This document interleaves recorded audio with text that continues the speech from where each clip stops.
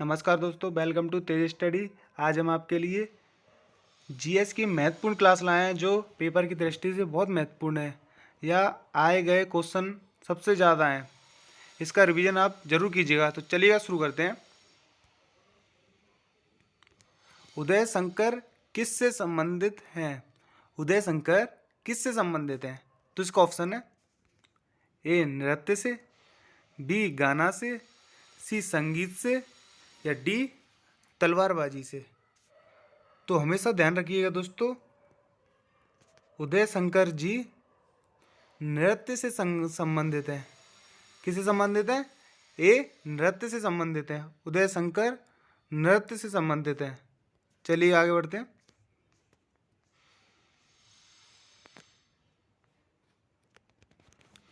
कौन सा सिंधु सभ्यता का स्थान अब पाकिस्तान में है? कौन सा सिंधु सभ्यता का स्थान अब पाकिस्तान में है? तो कौन सा स्थान पाकिस्तान में संबंधित है? इसके ऑप्शन है ए हड़प्पा, बी सिंधु, सी लाहौर या डी बनास। तो इसका राइट आंसर है दोस्तों ए हड़प्पा। हड़प्पा सिंधु सभ्यता का एक स्थान है जो पाकिस्तान में शामिल हो गया है। ये इसका राइट आंसर है। चलिए आगे बढ़ते हैं। भारत का राष्ट्रीय पुष्प की है? भारत का राष्ट्रीय पुष्प क्या है? तो बड़ा ही सिंपल क्वेश्चन है दोस्तों। इसका उत्तर हम आपके लिए छोड़ देते हैं। इसका उत्तर आप कमेंट में ज़रूर बताइएगा। चलिए आगे बढ़ते हैं।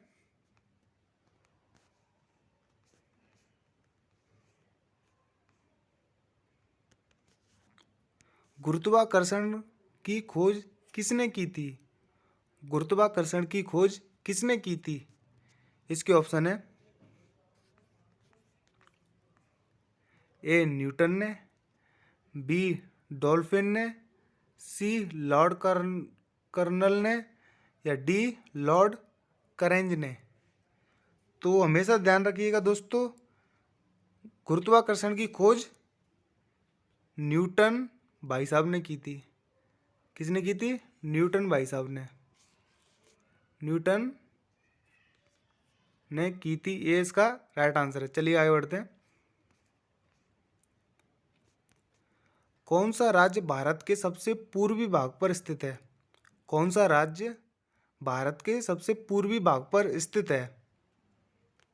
तो इसका राइट आंसर है दोस्तों ए अरुणाचल प्रदेश।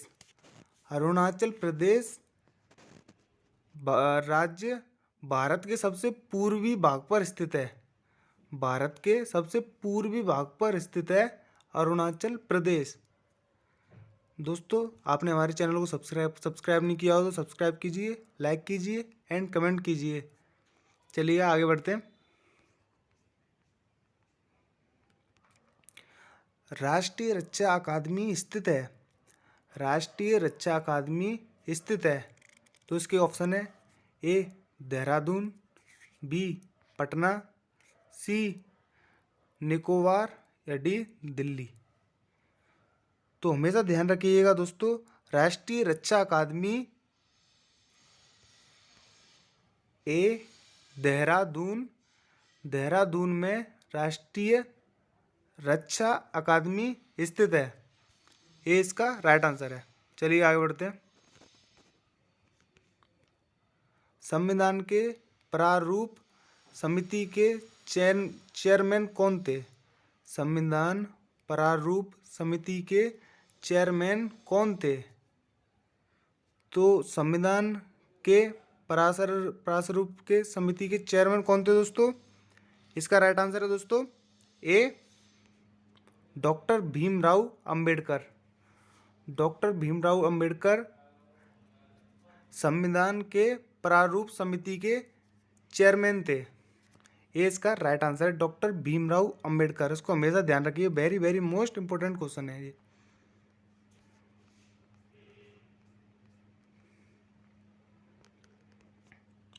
नींबू और संतरे में कौन सा विटामिन पाया जाता है? नींबू और संतरे में कौन सा विटामिन पाया जाता है? इसके ऑप्शन है a vitamin C, vitamin D, या विटामिन बी, या विटामिन ए। तो हमेशा ध्यान रखिएगा दोस्तों, नींबू और संतरे में विटामिन सी पाया जाता है।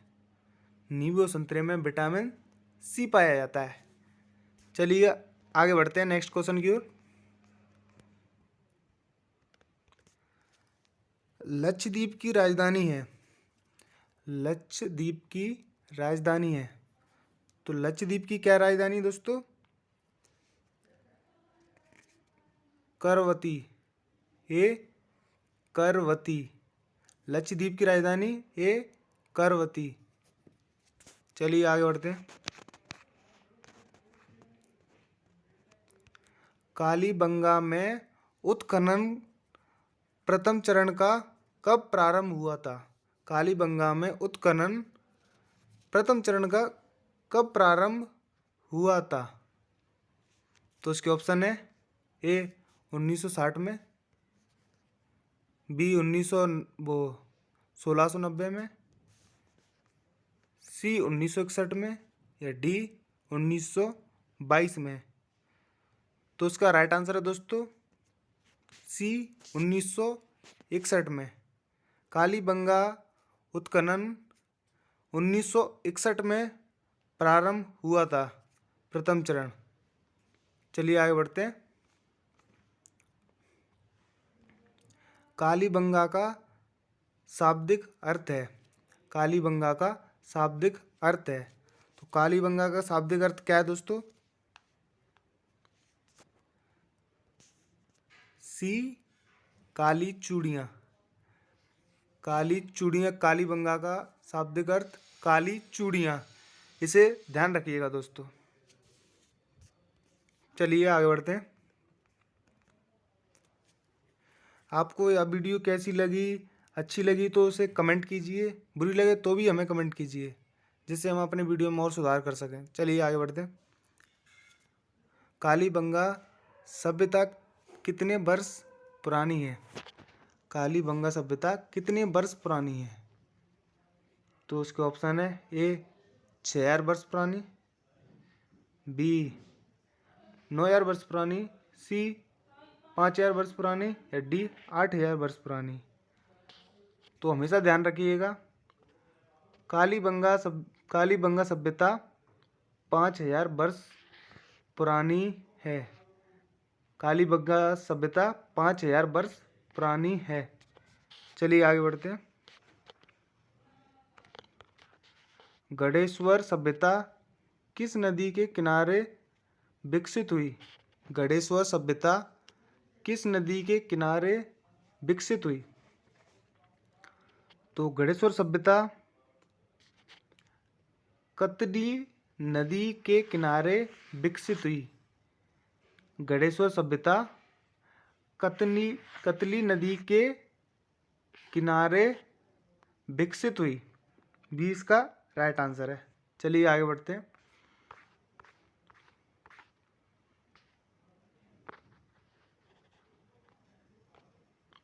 राजस्थान की ताम्रयुगीन सभ्यता में से सबसे प्राचीन सभ्यता कौन सी है? राजस्थान की ताम्रयुगीन सभ्यता में से सबसे प्राचीन सभ्यता कौन सी है? इसके ऑप्शन है ए बैराट, बी बागौर, सी बालाथल, या डी कालीबंगा। तो उसका राइट आंसर है दोस्तों डी कालीबंगा। कालीबंगा राजस्थान की ताम्रयुगीन सभ्यताओं में से सबसे प्राचीन सभ्यता मानी जाती है, कालीबंगा। कालीबंगा से संबंधित बहुत सारे क्वेश्चन हैं जो बहुत महत्वपूर्ण हैं, इन्हें देख के जाइएगा पेपर में। चलिए आगे बढ़ते हैं।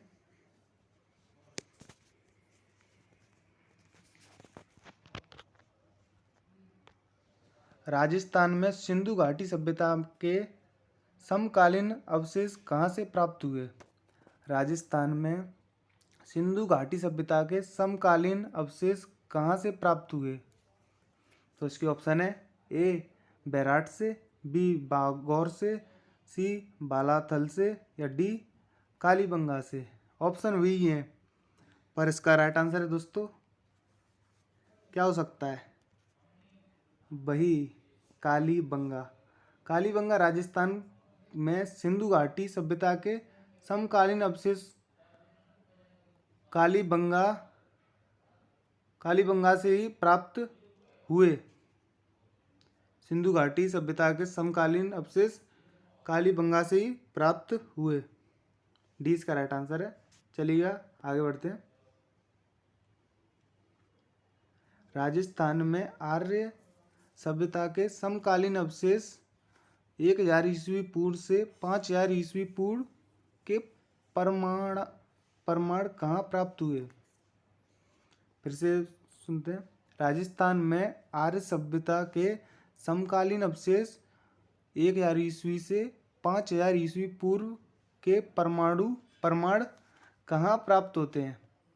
तो इसके ऑप्शन है ए बैराट से, बी अनूपगढ़ और नवलखा डेरा से, या सी बालाथल से, या डी कालीबंगा से। तो इसका राइट आंसर है दोस्तों बी अनूपगढ़ और नवलखा डेरा से। बी इसका राइट आंसर है। चलिए आगे बढ़ते हैं। राजस्थान का टाटा नगर किसे कहा जाता है? राजस्थान का टाटा नगर किसे कहा जाता है? तो इसके ऑप्शन है ए बागौर, बी गढ़ेश्वर, सी बैराट या डी टैक। तो इसका राइट आंसर है दोस्तों डी टैक। टैक राजस्थान का टाटा नगर कहा जाता है। चलिए आगे बढ़ते हैं।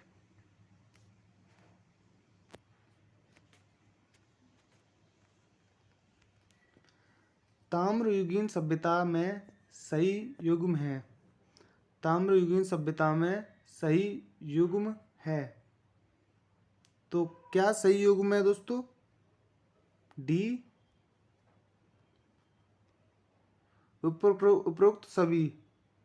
ए जाडौल, भीलवाड़ा, पांडोलिया, चित्तौड़गढ़, सी हेलान, जालौर। डी इसका राइट आंसर है। आज के लिए बस इतना ही। हमारे चैनल को लाइक कीजिए, सब्सक्राइब कीजिए एंड कमेंट कीजिए। चलिएगा।